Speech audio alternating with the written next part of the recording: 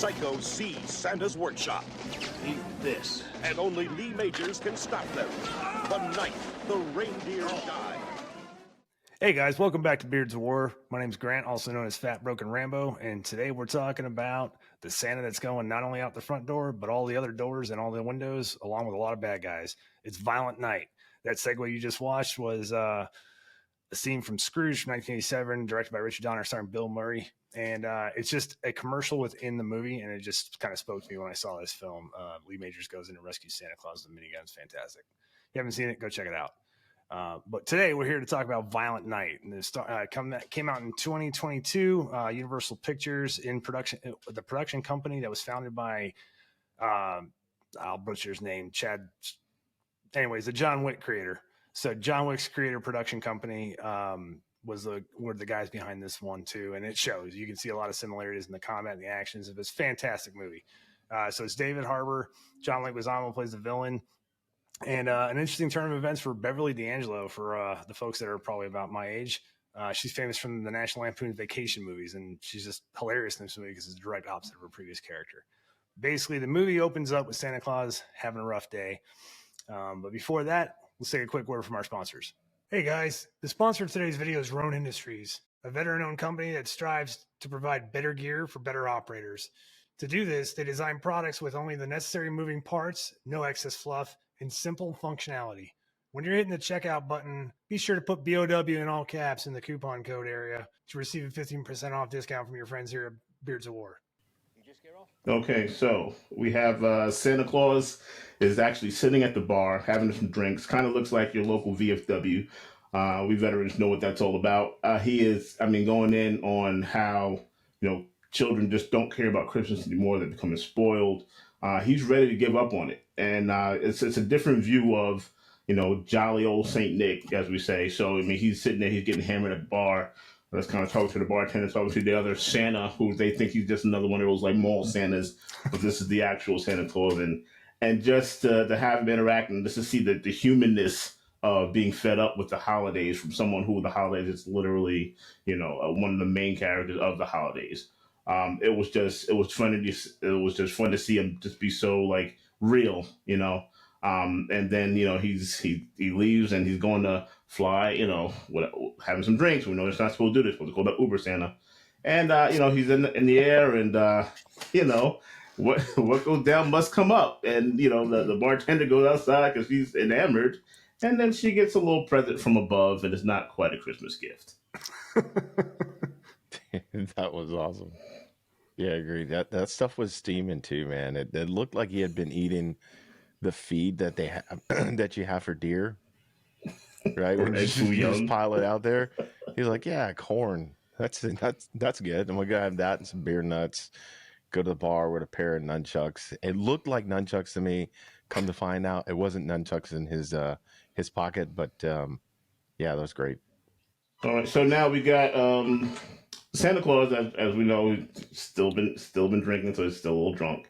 Now he's getting into a fight with some henchmen, and the best part of this is just to watch him, be like a real veteran, a real guy that has seen some things and is getting a little older, a little slower, but he is not just magically making guys disappear up chimneys. He's not, just no magic whatsoever. This is just Santa hardcore, fighting these guys off, and he's fighting this one guy and ends up, the guy falls out the window at Christmas. There's all types of stuff going on. And this one henchman, he's not even fighting off a team of, not like John Wick style. This is like him just literally going hand to hand with one guy. And the guy finally falls out a window and impales himself on like an icicle. So it was like, Santa needs some help, some divine intervention at that point. But that was a funny scene.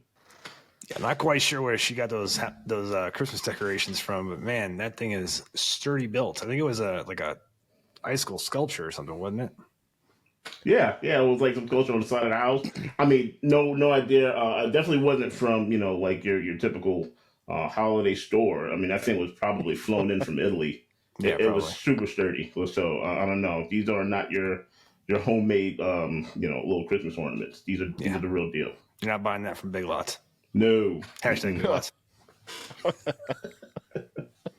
And now to continue on the fight scene, This other fight scene is hilarious because he's fighting the guy, and there's like a pool table, and he's like, trying to distract the guy. He's putting like the cue ball and then all the pool balls in a sock, and he just cracks the guy across the hands with the pool ball. And I'm like, that is such a veteran move. I loved it.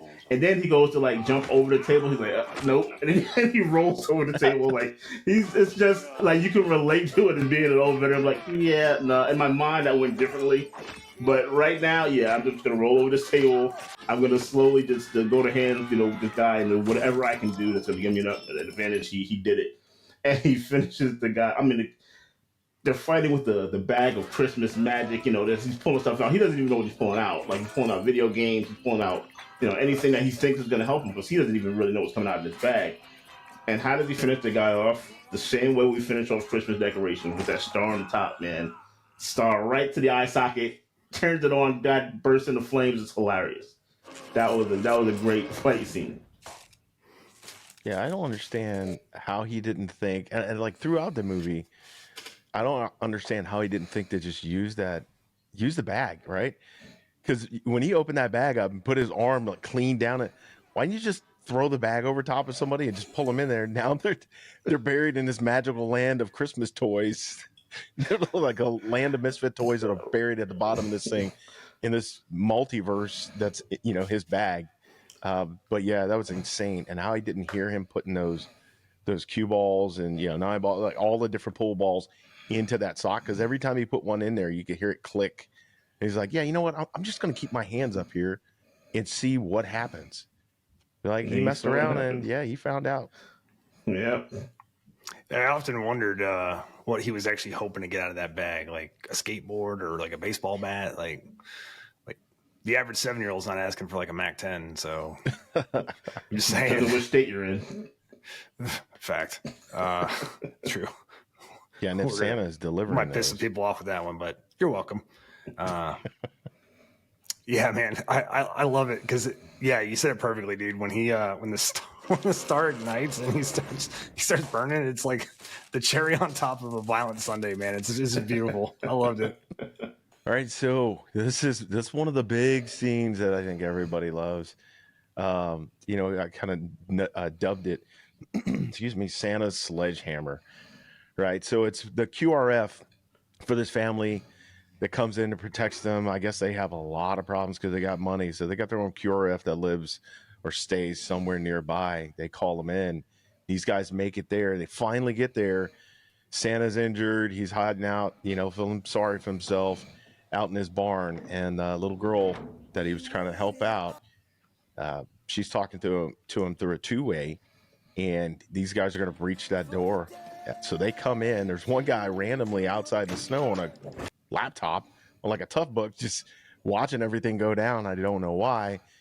They go in there and they get annihilated. Santa's got my favorite part is he's been sucking on this candy cane. Thank you. It was like a ginormous one, to the point where the thing's like, I don't know, a 6-inch blade at this point.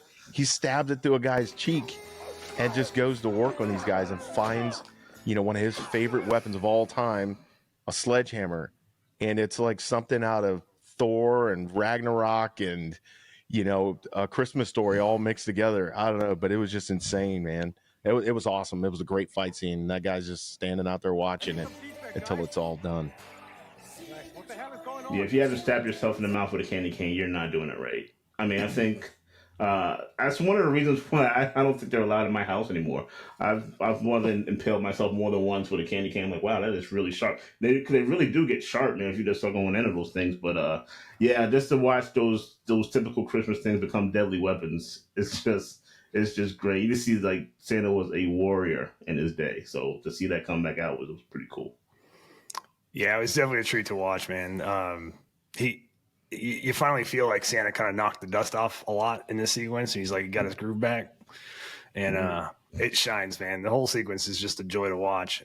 Complemented by the next scene we're actually going to talk about, which we are dubbing officially, copyright Beards of War 2024, Home Alone with Fatalities. All right, that goes out to our main man Jack, our producer and editor, and he coined that phrase. I'm not stealing it.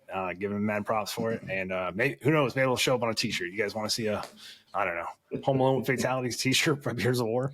Put it in the comments. Just put anything in the comments, even if you hate us, we'll take anything at this point.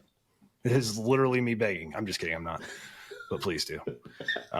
So we're gonna go into this Home Alone with Fatality sequence, and it's fantastic. So basically what the scene sets up is these two scumbags that have been orchestrating part of the events of the hostage taking are going after the little girl who's been talking to Santa the entire movie, right? And he is jammed up doing other things that we've previously seen.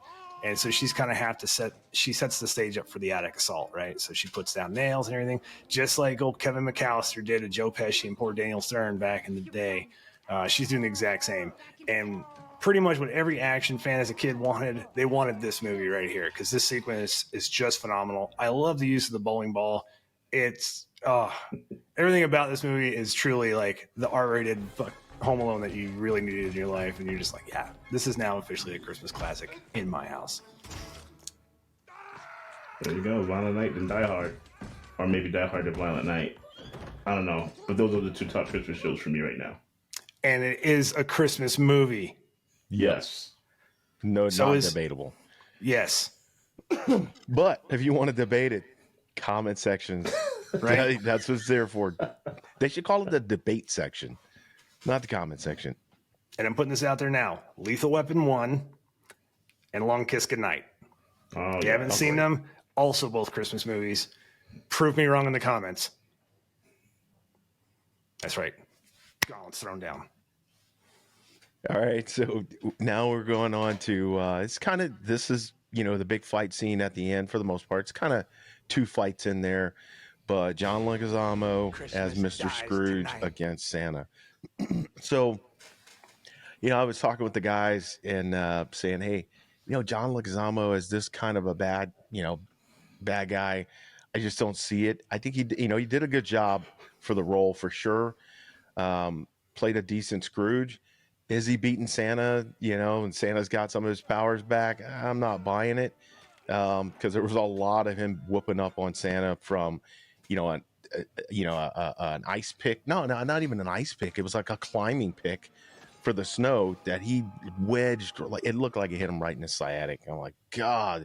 And of course, us vets, we know about that sciatic. That is just insane. And a pick. Yeah, I'm done. I'm out of the fight. But Santa's got some powers. Little magic twink of the nose or, whatever, that bag, I don't know. But my favorite part of this fight scene is when he goes up the chimney with him. Oh, dude, that was classic. That is straight Mortal Kombat because it was a finish. It was like all of them, babality, fatality, every ality, unreality that you can think of. Mortal Kombat. Pulled him up through there with him. And you got this torso that just falls down there. That was insane. It was awesome. I actually enjoyed that fight scene at the end. Yeah. And then the letter from Mrs. Claus. That's a perfect segue for it too.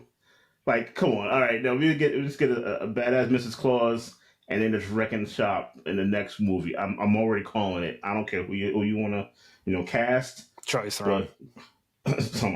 I'm just saying that as long as we get a nice, a good badass action chick, whoever that may be, but I definitely can see a part 2 coming from this movie. Well, surprise, surprise. According to Google, because that's about as resourceful as I'm going to be on this one, David Harbour was interviewed in August 2023. Said there is a sequel in development currently. So fingers crossed, high hopes. Movie did pretty good for coming out in the pandemic. I don't have box office numbers because I suck at research right now. Sorry. I'm just being real, though. You can't fault me for that. But hey, this kind of takes us to the end. We're trying something new, shorten it down a little bit, so that way we can make it a little bit more consumable for you guys. If you like what you see, let us know in the comments. If you like it when we really do deep dive a little bit further in, let us know that too. Like, we welcome any feedback. Just try to be respectful in the comments. Be respectful to each other as fellow human beings. I will say, though, we're starting a new tradition. So, mad shout out to Travis Geib, Geib, the key grip on this movie. Thanks for all the hard work, brother. It shows, Absolutely. It shines. Be proud. All right, so me and the fellas, we're going to go see Dune Part 2 on Saturday. So this is a shameless plug for that. This will be the first time that we're going to bounce out of a movie. We'll probably do like a quick little huddle review and try to get it out to you as soon as possible. Or depending on technical limitations, we might be pushing it for a review from a week from now. But we'll definitely record probably following Tuesday. So stand by for that. We are going to basically do a spoiler alert for that. So that way anybody that wants to go see it can check it out for sure. But yeah, Dune 2, Beards of War, Saturday. All right, guys. So there's There an you go. opportunity for you guys in the comments section to see where you land. I'm not going to say one way or the other where I may or may not fall, but tell us what you think. Who are the biggest two actors in that movie? Biggest two actors. That being said, put that in the comments. Tell us what you think. We'll see. That should be a lively debate. I know where I stand. The guys actually know where I stand too. We talked about it just a tiny bit today. But yeah, let us know. Tell us what you think, and be honest. Be nice, but be honest. We don't need nice. All right, man. Hey, guys, thanks for coming out. Thanks for checking us out and pass our information along. Share the wealth. Like I said, we're here to promote the joy and happiness of going to cinema and watching movies, man. It's an awesome pastime, and we're just four guys that enjoy doing it. So we make this content, and hopefully maybe might stir your interest in a certain movie here and there. All right. Thanks, guys. We'll catch you on the next one. Beards War out.